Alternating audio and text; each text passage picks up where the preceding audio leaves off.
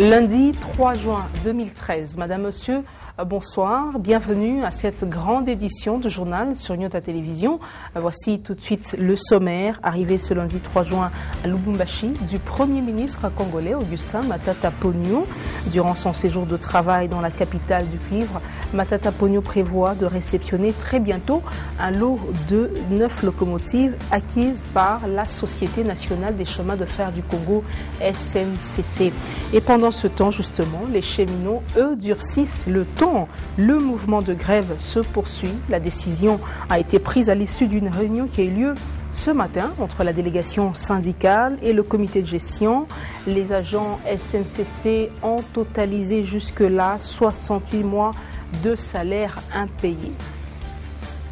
Une fois de plus, bonsoir et bienvenue à cette édition du journal. Je l'ai dit en titre, le Premier ministre congolais, Augustin Matata Ponyo, est à Lubumbashi depuis ce lundi 3 juin. Il a été accueilli à l'aéroport par le gouverneur de province, comme vous le voyez sur ces images.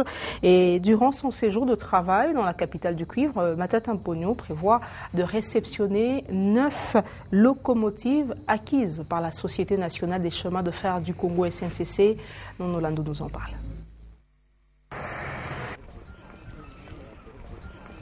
Le Premier ministre de la République démocratique du Congo, Augustin Matata Ponyo Mapon, est arrivé en début d'après-midi ce lundi 3 juin 2013 à Lubumbashi, où, délégué personnellement par le chef de l'État, il entend davantage œuvrer pour le renforcement du dynamisme économique qui caractérise la province du Katanga, spécialement dans le secteur ferroviaire où il vient réceptionner un lot de 9 locomotives acquises par la SNCC dans la logique d'une relance effective de l'économie nationale. Reçu par une brochette des ministres du gouvernement central et par le gouverneur Moïse Katumbi Chapwe, le Premier ministre congolais a résumé le but de sa visite. Le Katanga a la particularité d'être le poumon économique de la République démocratique du Congo. Et notre présence ici, c'est notamment pour examiner les voies et moyens et pouvoir renforcer ces dynamismes économiques qui caractérisent la province pour le moment. Et particulièrement le secteur ferroviaire pour lequel nous venons d'acquérir près de 9 locomotives pour relancer les activités de la SNCC qui, comme vous le savez, est une des entreprises qui sont de nature à pouvoir relancer la croissance économique dans notre pays. C'est un peu en réponse aux bruits qui ont récemment couru sur la SNCC? Non, il n'y a pas de bruit. Vous savez, la SNCC est une entreprise qui bénéficie de l'attention particulière du chef de l'État, qui tient beaucoup à la croissance économique dans ce pays. Et il faut tout faire pour élever cette entreprise. C'est vrai qu'il y a des difficultés qui sont d'une manière générale liées aux contre-performances du passé. Mais pour le moment, le chef de l'État tient à ce que les entreprises comme la SNCC soient relancées et tout le dispositif est mis en œuvre pour que la relance soit effective. C'est pour ça que le chef de l'État m'a délégué personnellement ici pour que je puisse non seulement réceptionner les 9 premières locomotives, mais aussi envoyer un signal fort au personnel et aux dirigeants de cette entreprise que désormais le gouvernement est décidé à faire avancer en tout cas la réforme de cette entreprise pour que toute la population du Katanga et celle des provinces qui sont bénéficiaires de chemins de fer puissent en tout cas prendre en compte les efforts du gouvernement.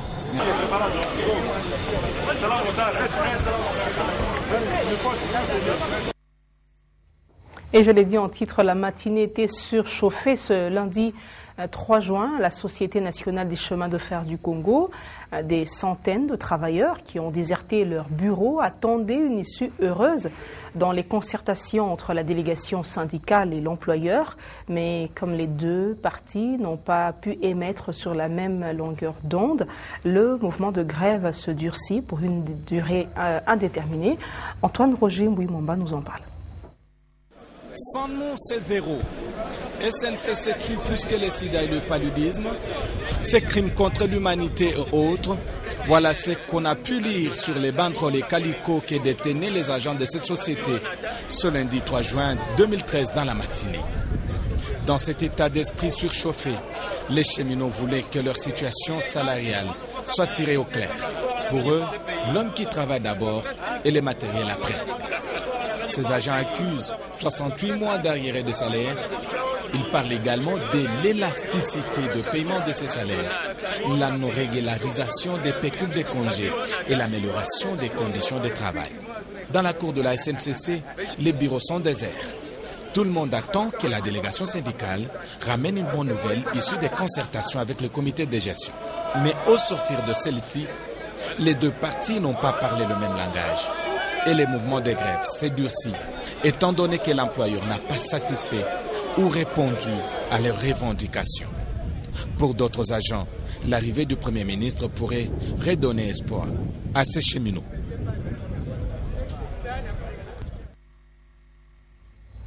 Et justement, pendant que je vous parle, le Premier ministre Augustin Matata Ponyo est en train de s'entretenir avec la délégation syndicale de la Société nationale des chemins de fer du Congo SNCC pour justement trouver une issue à cette crise qui gangrène cette entreprise étatique. Autre chose, un informaticien expert en intelligence artificielle et professeur à l'université de Bordeaux 1, le professeur Musumbu Kaninda, entend faire bénéficier au Congo démocratique son expertise. Il a confié ce lundi 3 juin au gouverneur de province Moïse Katumbi. On l'écoute, il est au micro de Nono Landou et Stéphane Chisso. Je suis M. Musumbu Kaninda, professeur à l'université de Bordeaux 1. Je suis congolais. Ça fait plus de 30 ans que j'exerce en Occident. Je me suis dit qu'il était quand même grand temps de renvoyer l'ascenseur au mien. Et que si je suis devenu ce que je suis devenu, c'est grâce quand même à mon pays. Et qu'il fallait aussi renvoyer l'ascenseur. Donc, la personne la plus habilitée à faciliter nos rencontres et à mon retour au pays, c'était quand même en premier lieu le gouverneur. Donc nous avons tenu à rencontrer le gouverneur, qui nous a accueillis avec beaucoup de gentillesse.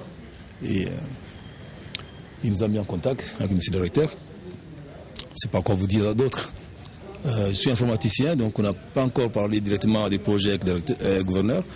Ça, c'est l'objectif de cet après-midi. On a une discussion au sommet entre scientifiques. C'est à ce moment-là qu'on va décider de la manière dont on va pouvoir collaborer, dans quel domaine, sur quel projet. C'est le recteur, une opportunité pour l'université de Lubumbashi? Oui. Vous savez, nous n'avons pas suffisamment de spécialistes dans tous les domaines. Donc, lorsqu'il y a un spécialiste de plus qui vient, ça ne peut que faire du bien à l'université. Nous accueillons à bras ouverts, avec beaucoup de joie, l'arrivée d'un nouveau professeur, surtout dans un domaine assez pointu où les professeurs ne sont quand même pas très nombreux. C'est donc avec beaucoup de joie que nous l'accueillons, comme je le disais, et il va aider à former des jeunes assistants qui plus tard vont devenir à leur tour des professeurs. Et donc, c'est bien pour l'université. Et on va rester au bureau de Kasavubu. L'opérateur économique Christian Yumba a été l'hôte du gouverneur de province ce lundi 3 juin 2013. Il a tenu à lui faire sa lecture des changements intervenus dans la province depuis l'avènement du gouverneur Katumbi. On l'écoute, il est au micro de Nono Landou. Figure largement connue des Louchois, Christian Yumba est un modèle de réussite locale. Encadreur des jeunes, opérateur économique, récemment entré dans l'arène politique, il a tenu à détailler de vive voix l'honorable Moïse Katumbi Tchapoué le regard qu'il porte sur son œuvre et ses nombreux accomplissements à la tête de la province du Katanga ce lundi 3 juin 2013. C'est juste pour le soutenir en ce qui concerne le développement du Katanga. Précisément sur la ville de Lubumbashi où je suis en train de voir. Ce n'est pas facile de construire une grande ville comme Lubumbashi, la deuxième ville de la République démocratique du Congo, dans moins de 5 ans. Vous savez, je suis aussi locataire du bâtiment Grana. Je connais ce qui s'est passé au bâtiment Grana. En mon retour, parce que j'étais à l'étranger, à mon retour, après 30 jours, les transformations qui se passent dans ces bâtiments m'ont beaucoup épaté. Je parlais seulement de ça comme indice, mais il y en a tant d'autres, comme Kiwele, comme désengorger la ville de Lubumbashi, partout avec des routes. Je ne pouvais pas rester indifférent.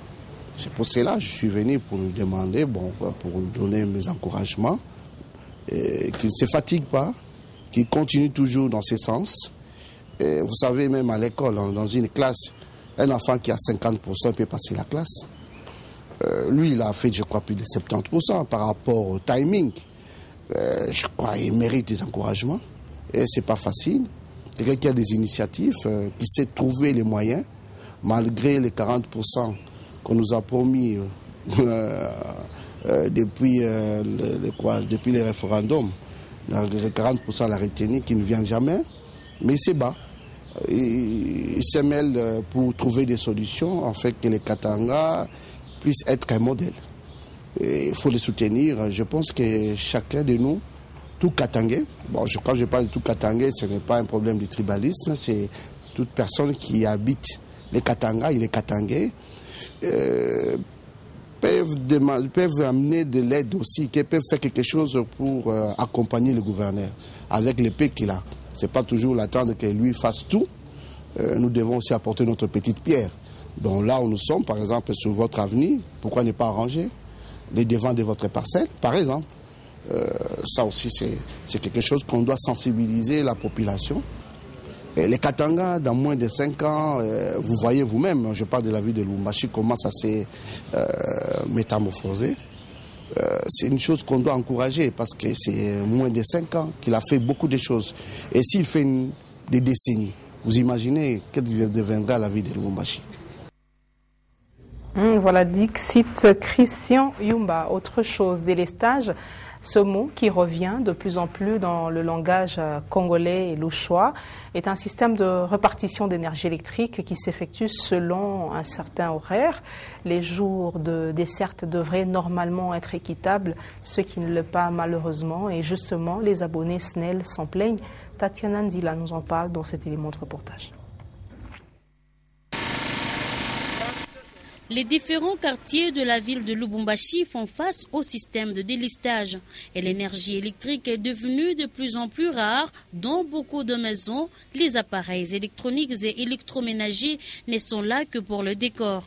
Difficile de passer sur une avenue sans voir un groupe électrogène qui alimente en énergie électrique de bureautiques, de maisons de couture et autres. Cependant, les factures de la SNEL sont réceptionnées à chaque fin du mois et les abonnés se trouvent dans l'obligation de les payer. Même le système de délestage là qu'ils nous ont promis, ça ne se passe plus comme il faut. Vous verrez, aujourd'hui, c'est tel quartier qui a le courant. Peut-être que le lendemain encore, c'est le même quartier qui reçoit encore le courant. Dans d'autres quartiers, on est toujours privé du courant électrique. Les factures viennent jour et nuit. Et ces factures-là sont taxées arbitrairement. Donc, tels qu'eux-mêmes disent, ce sont des factures par forfait.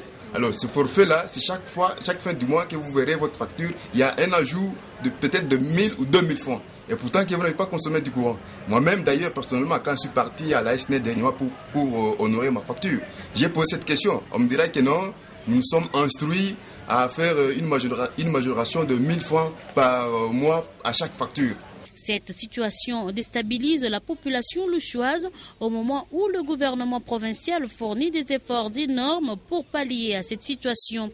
Certaines personnes mal intentionnées s'adonnent au vol des câbles qui étaient la base de ces délestages, à en croire la société de distribution de l'électricité.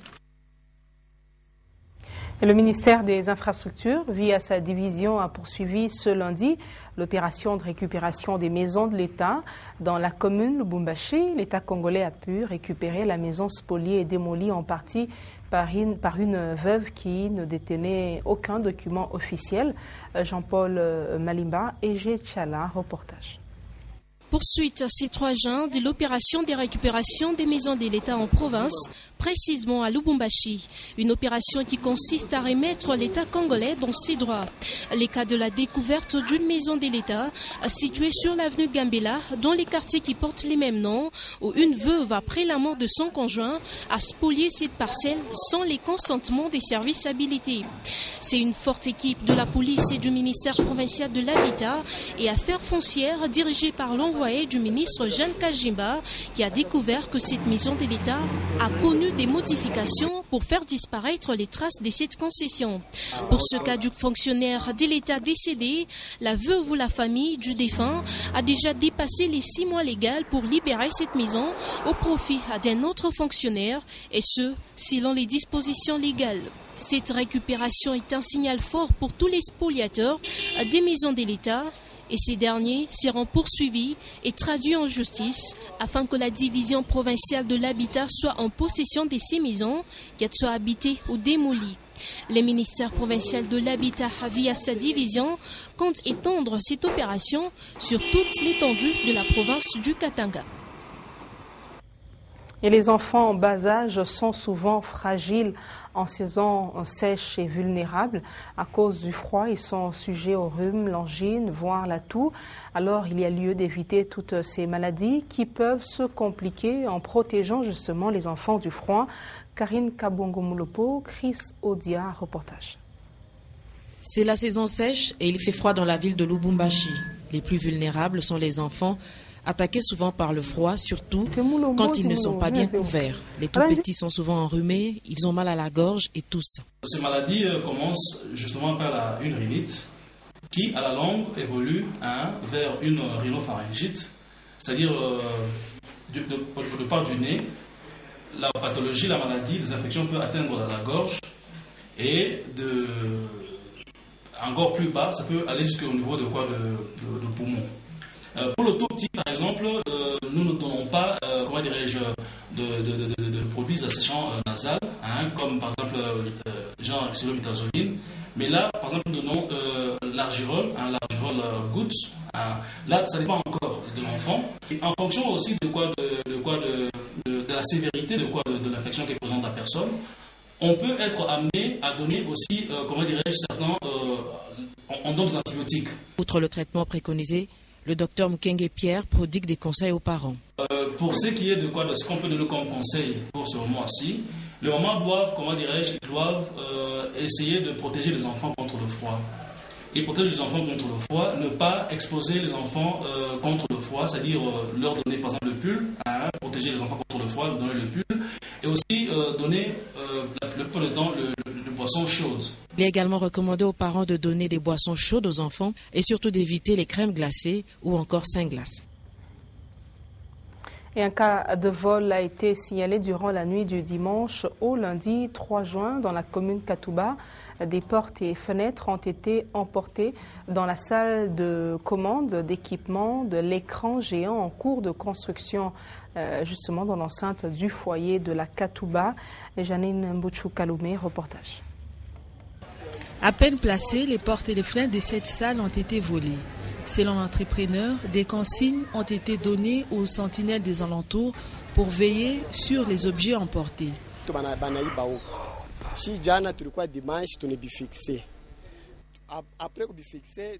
Nous avons fixé hier les portes et fenêtres et nous avons demandé aux gardes d'à côté de veiller sur ces choses.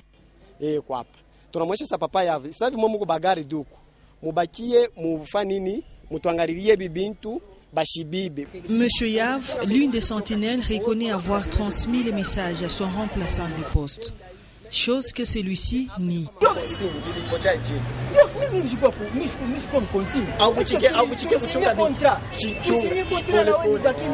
Ces vols va sûrement retarder l'avancement des travaux car selon les superviseurs, les lancements du signal de l'écran géant devaient intervenir au courant de cette semaine.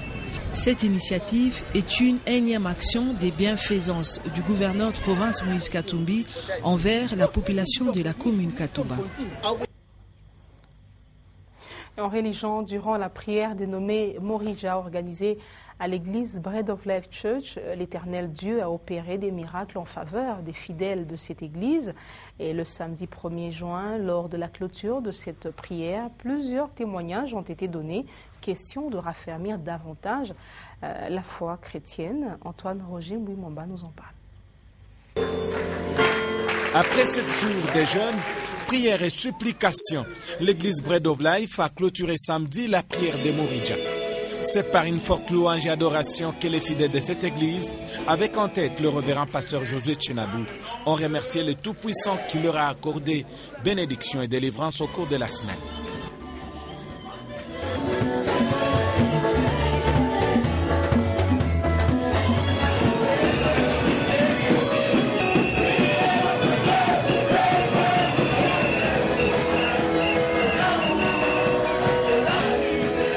Séance tenante. Plusieurs personnes sont montées du haut de la chaire pour donner à tous les témoignages sur les merveilles que l'Éternel a réalisées pour eux au cours de cette prière des Moridja. C'est vraiment une grande joie pour nous, l'église Bread of Life.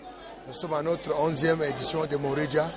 On a passé 7 jours dans la présence du Seigneur en jeûnant, en priant. Et Dieu vraiment nous a bénis abondamment. Et nous sommes vraiment dans la joie à cause de cela.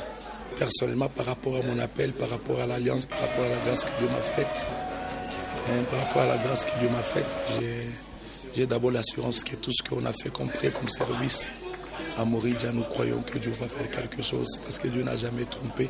Dieu reste fidèle par rapport à son engagement. Ça, c'est ça ma conviction. Et pour sceller cette alliance que le Tout-Puissant a faite avec elle, l'Église a offert une action de grâce, signe de reconnaissance. Le prochain rendez-vous avec Moridja, c'est en mai 2014. Et voilà, Madame, Monsieur, sur cette note se referme cette édition du journal. Merci à vous de l'avoir suivi. Avant de nous quitter, voici le rappel des titres arrivés ce lundi 3 juin à Lubumbashi du Premier ministre congolais Augustin Matata Ponyo. Durant son séjour de travail dans la capitale du cuivre, Matata Ponyo prévoit plusieurs activités, dont réceptionner très bientôt un premier lot de 9 locomotives acquises par la Société nationale des chemins de fer du Congo, SNCC. Et pendant ce temps, les cheminots, eux, durcissent le ton. Le mouvement de grève se poursuit. La décision a été prise à l'issue d'une réunion qui a eu lieu ce matin entre la délégation syndicale et le comité de gestion. Les agents SNCC, je vous rappelle, ont totalisé jusque-là 68 mois de salaire impayés. Et pendant que je vous parle, le Premier ministre Augustin Matata Ponyo est en train de s'entretenir avec la délégation syndicale de la SNCC pour justement trouver une issue à cette crise. Fin complète de cette édition du journal. Merci à vous de l'avoir suivi. Retrouvez Sandra Omba à 23h pour vous informer. Je reviens demain à 17h30 et 19h avec le même réel plaisir. Et je vous dis, à la force de commencer, il faut joindre le courage de persévérer. Au revoir et à demain.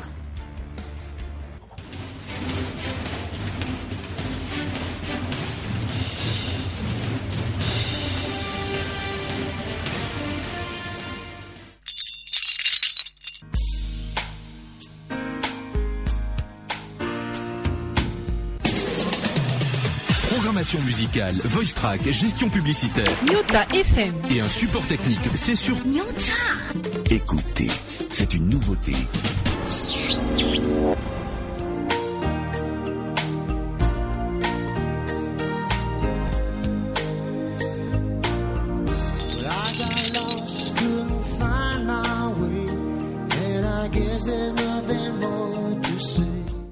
Upendo wa Nyota Television kila mardi na saa 17h juste mutakuwa nafuata kipindi